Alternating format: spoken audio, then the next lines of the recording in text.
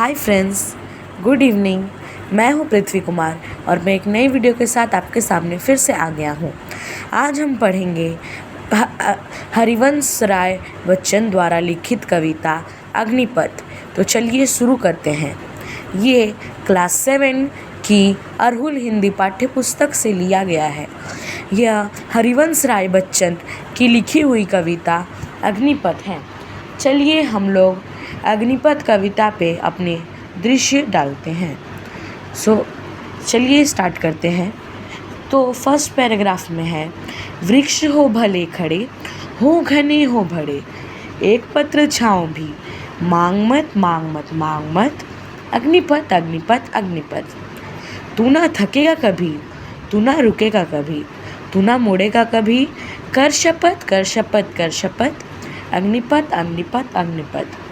ये महान दृश्य है, चल रहा मनुष्य है, अश्रु श्वेत रक्त से लथपथ लथपथ लथपथ, अग्निपथ अग्निपथ अग्निपथ।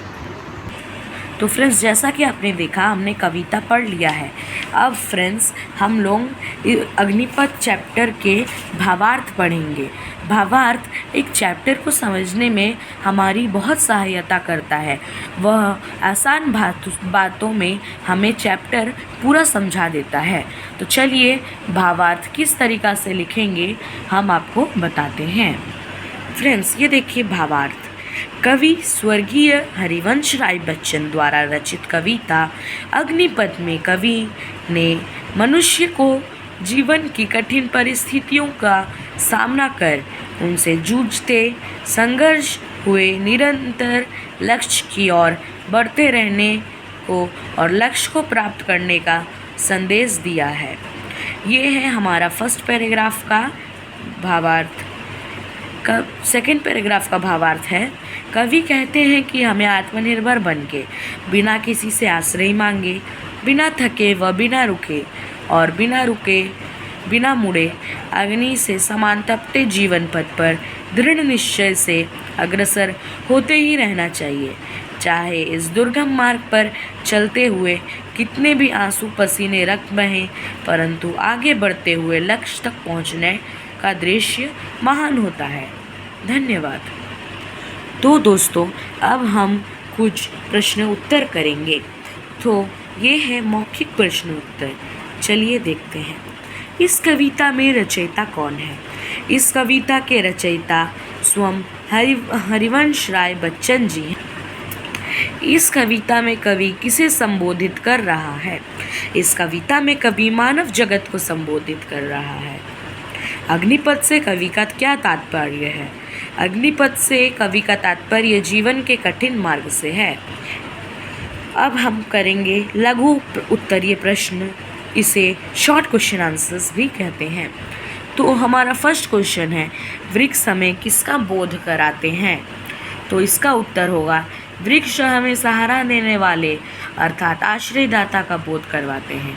उसके बाद मनुष्य अश्रु के साथ कैसे आगे बढ़ता है?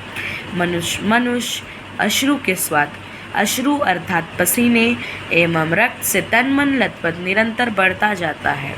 संघर्षमय जीवन क्या है? जीवन की कठिनाइयों से जूझते हुए दुर्गम मार्ग पर निरंतर अग्रसर रहना ही संघर्षमय जीवन है। उसके बाद दोस्तों, ये देखिए दीर्घ उत्तरीय प्रश्न यानी लॉन्ग क्वेश्चन आंसर। घने वृक्ष और एक पत्र छाँव का अर्थ क्या है? घने वृक्ष का अर्थ है सघन पत्तेदार पेड़ और एक पत्र छाँव का अर्थ है एक पत्ते से छाया पाना, अर्थात घने वृक्ष के नीचे आश्रय प्राप्त करना। परंतु कवि अग्नि के समान तपते जीवन पथ पर चलते हुए बिना आश्रय मांगे आत्मनिर्भरता से बढ़ते जाना की प्रेरणा देता है। नंबर 2, अश्रु स्वेद रक्त से क्या लथपथ है? उत्तर, अश्रु स्वेद रक्त से मनुष्य का तन मन लथपथ है। जीवन के कठिन मार्ग पर मुसीबतों का सामना करते हुए आंसू पोंछते, पसीना बहाते, लहूलुहान कदमों से निरंतर लक्ष्य की दिशा में बढ़ने वाले मनुष्य निश्चय ही महान होते हैं। नंबर 3, पथ पर रुकने से हम किस चीज़ों से वंचित रह जाते हैं? कविता के आधार पर उत्तर दीजिए। पथ पर रुकने से हम आत्मनिर्भरता के साथ संघर्ष द्वारा सफलता की सीढ़ियाँ चढ़ने एवं लक्ष्य प्राप्त करने से वंचित रह जाते हैं। कवि किस मनुष्य को श्रेष्ठ मानता है?